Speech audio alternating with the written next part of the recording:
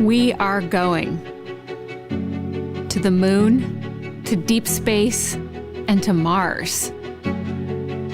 Humanity will venture further out into our solar system than ever before. But the history that awaits us requires a first step. This is a story of a mission that represents that essential first step to the moon. A mission that has become the first in a series of increasingly complex missions to expand the bounds of human exploration. This is the story of Artemis I. 3, 2, 1. Boosters in ignition. And liftoff of Artemis I. We rise together back to the moon and beyond. Artemis I was a first flight that set new records of performance, exceeded our estimates for efficiency, and established new safety baselines for human flight into deep space. All before returning from this journey, plunging through Earth's atmosphere, and arriving safely back on our home planet.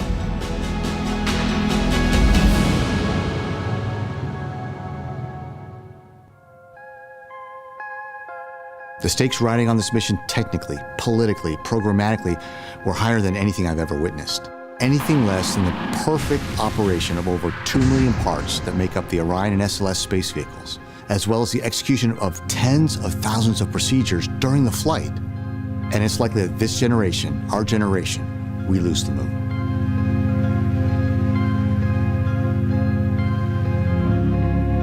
And yet, as a first test flight of an entirely new spacecraft for over 25 days and crossing 1.4 million miles, Artemis I flew a near-perfect mission to the moon and back, flying a human-rated spacecraft in deep space farther and faster than ever before.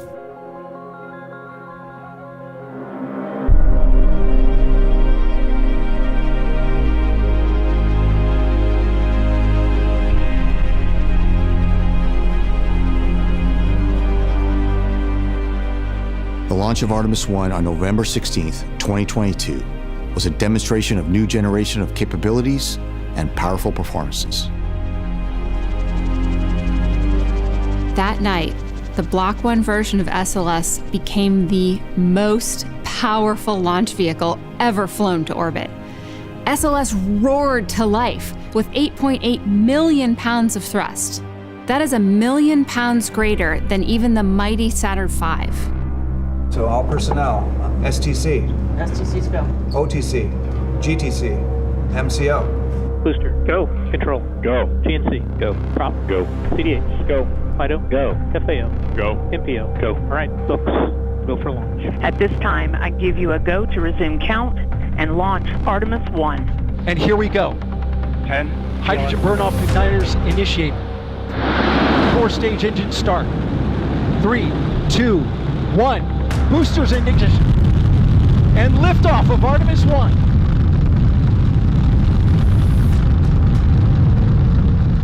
We stood only 3 miles away from the launch pad. And when that countdown clock hit 0, the SLS lit up the sky like daylight.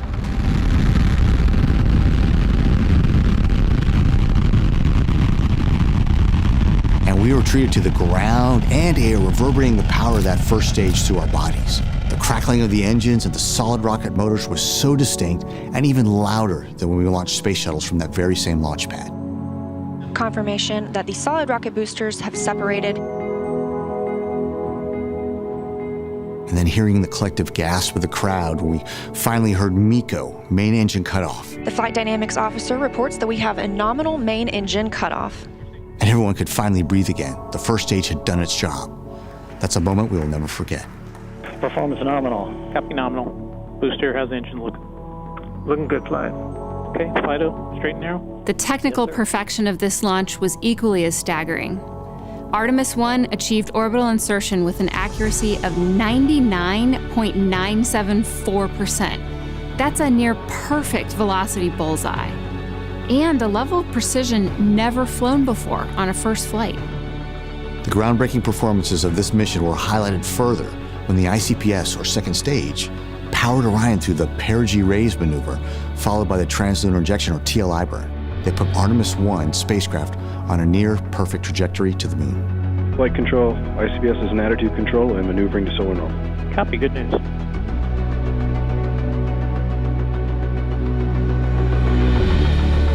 The views of our blue marble in the blackness of space now capturing the imagination of a new generation, the Artemis generation.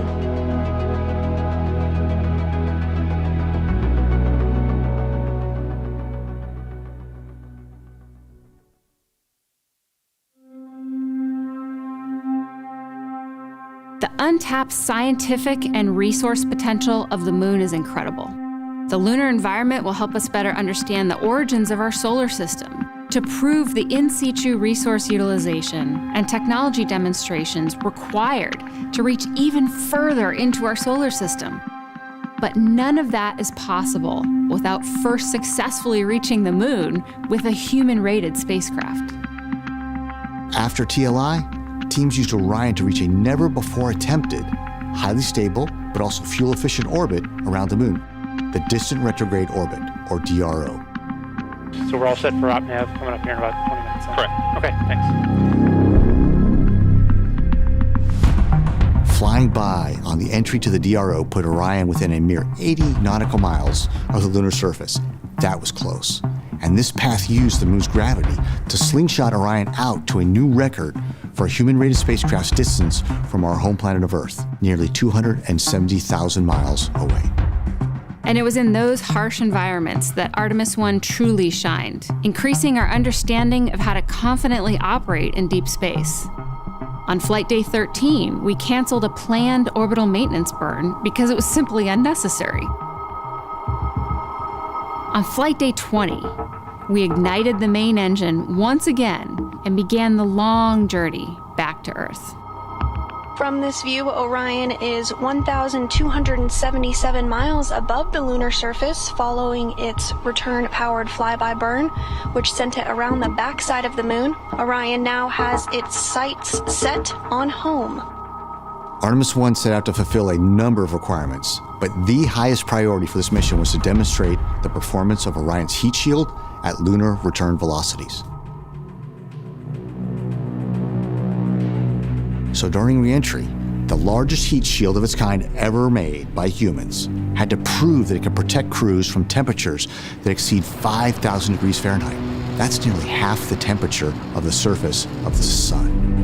Orion hurtled towards the Earth at 24,500 miles per hour, Mach 32, and initiated the first ever skip re-entry.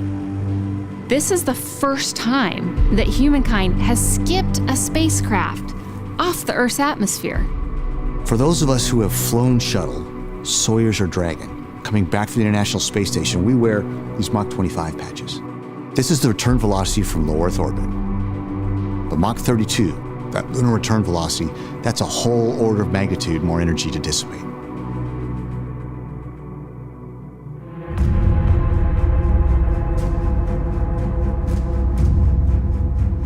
So there we were. Orion had just traveled nearly 1.4 million miles, and it's these last few miles that'll make or break the mission. We are now in the entry phase. The team stood silent. Mission control room was deathly quiet as Orion entered the blackout period. And it was tense. We had no telemetry, we had no comms, we had no visual. All we could do was simply wait. Standing by for a reacquisition of signal. This is the moment of truth for Orion.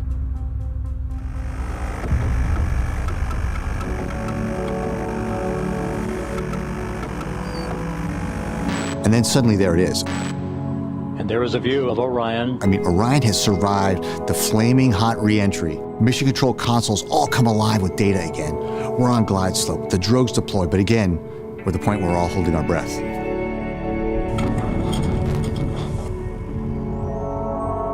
And there they were, the three big, beautiful main parachutes fully deployed.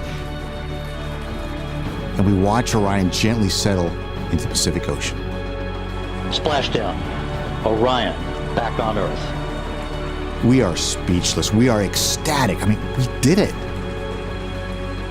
At that moment, we could say, without hesitation or reservation, the Artemis generation, our generation, has had its first flight. We are going to the moon.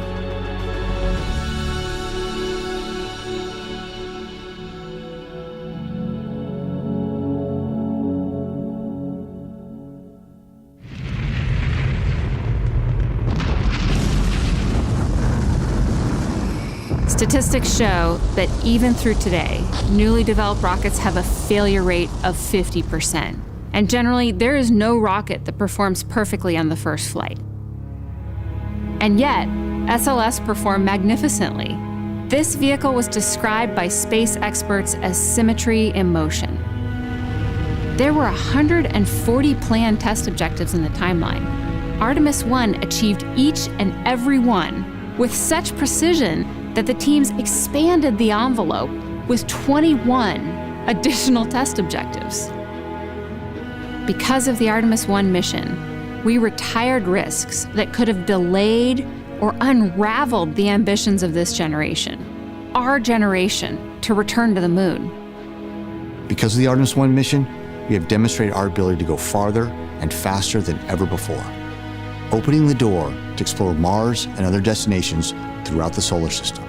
By nearly every single metric, Artemis I was a resounding success.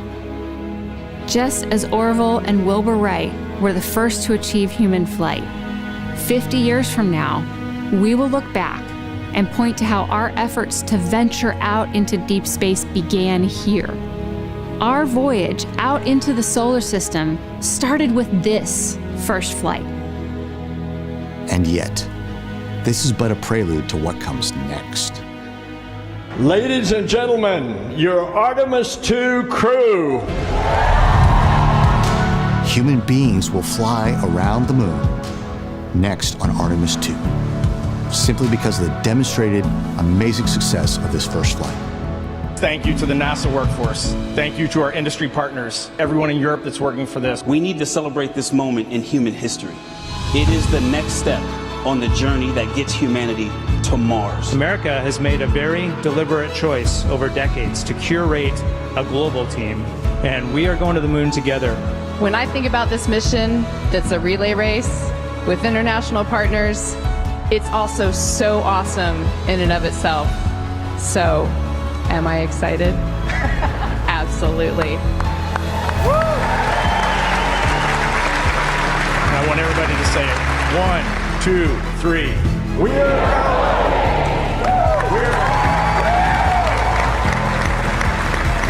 You and I, we are all truly part of the Artemis generation.